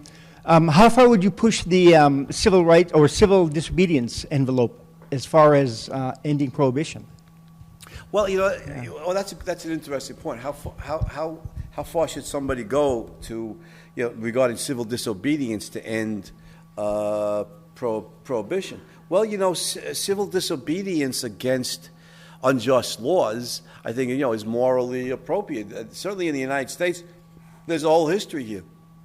The country was founded by lawbreakers, right? By revolutionaries who were British subjects who rose up against the king, you know, against the moral and legal authority of the king. So you know, and the Boston Tea Party is a good example. I certainly think that kind of civil disobedience is morally appropriate.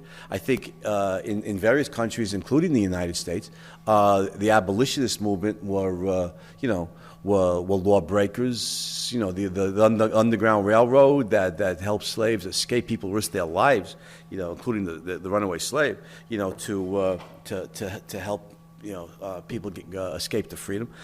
So, you know, Martin Luther King and the civil rights movement. If you saw the movie Selma that was out in January, I mean, people risked their lives. Yes, this is true, and you know, risked their lives against brutality in various Jim Crow states in the U.S. to gain the rights guaranteed them as U.S. citizens. In this case, it was voting rights. So I think there's a noble history of this. I think Mark Emery is a good example. You know, he's a heroic example. So I think it's morally right. And then the question is, how committed to this value some individual is, how courageous he or she is. Are they willing to risk their life? Are they willing to risk incarceration and prison time? It's certainly a noble endeavor. It's a morally legitimate choice. I don't think it's anybody's obligation to stand up knowing I'm going to go to prison, you know, on this. But it's certainly a heroic. It's certainly a heroic choice. Well, thank you very much. I appreciate your answer very much. Thank you. Well, thank you. And thanks everybody for coming. It was a fun night. You have the last word here, Conrad, or? I don't. I know we have a question, but we only have 5 minutes. So, quick question, quick answer, and unfortunately, it'll have to be the last. Yeah, Sorry and then we sell books. We need a few minutes to sell books. This is a capitalist endeavor here. Thank you very much, Dr. Bernstein, for your talk. Just a quick comment and a quick question. First off, with respect to Portugal and their whole experiment with the decriminalization, it's only on the buy side. There is no jurisdiction anywhere in the world which does it on the sell side, meaning where it's produced, it's still heavily regulated and illegal. And that's because of the International Narcotics Control Board, which is the UN entity which is responsible for the worldwide ban on the supply of drugs. Glenn Greenwald has written quite a bit on that subject well before Edward Snowden ever came up in the zeitgeist. My question to you would be, you made reference many times to toxic drugs. So what I wanted to ask you is, do you make a distinction between, overall drug toxicity and what we understand to be toxic drugs through a very highly distorted lens of prohibition? Because, there's all sorts of stuff that drugs are cut with, such as going back to alcohol prohibition. Over 2,000 people a year were dying in the New York City area alone due to consumption of denatured alcohol and methanol and cut substances like formaldehyde, and today that goes on with levamisole and cocaine, and people don't know that if the oxycodone, and earlier on, this is in the past 5 years, there were various instances of people dying because they thought they were consuming oxycodone, and it was really fentanyl, which is 400 times more powerful than heroin. So are you a chemist, a No, physician, a biologist, a drug dealer? How do you know how you have all this knowledge? I've definitely researched this quite a bit in terms of substances, and I've ever since I found out about the real economic numbers regarding the drug war and the real toxicities regarding a lot of these drugs, I became a very avid proponent of complete legalization. So I just wanted to really ask you, with respect to toxicity, I mean, we hear about all these people dying of drugs, of various overdoses, but doctors never really look at if there's some sort of other factor which is responsible for the person overdosing. In fact, it's not the drug, it's something else. It's one of the cut substances instead. That's an interesting point. And you hear the question, he's talking with the knowledge of a PhD in chemistry, and on the question, if I understood you correctly, was how toxic are some of these drugs themselves, and how toxic are they because of what they're diluted with or cut with or additives or whatever. No, I don't know the answer to that. Those are scientific questions. There's no distinctive. I'm a philosopher. There's no distinctively philosophical means to know that. But I do know that what you're saying is true. Certainly, during alcohol prohibition, people were making alcohol out of wood alcohol, which of course is extremely dangerous. People go blind. People die from it. And so I think that's all the more reason why we need a rational, moral, philosophic campaign here to warn people about. I don't know how dangerous. I'm just guessing here that cocaine in any form, no matter how pure it is dangerous. Heroin, you can correct me if I'm wrong, in any form, no matter how pure it is dangerous. Maybe more so because of additives. I don't know. I think the more dangerous it is, regardless if it's dangerous in its pure form, or regardless if it's more dangerous because of additives, it's all the more reason why we need, a moral campaign to educate people on the dangers of this. That this is life harm. This is where Ayn Rand's philosophy really has an enormous amount of value added. That values are that which promote life, not that which destroys life. And there's so much available to us in a free or even semi-free society. Why risk it, for no matter how intense the high is, on cocaine, which I wouldn't know, or heroin. Hell, I get a great high from sex, and I know that's healthy. I know, making love is healthy. That's I don't know. I'm not interested in cocaine. I'm just interested in in the right relationship. And that's a great high. And so I think all the more reason why we need the moral campaign, to warn people about the dangers of this. That's it, everyone.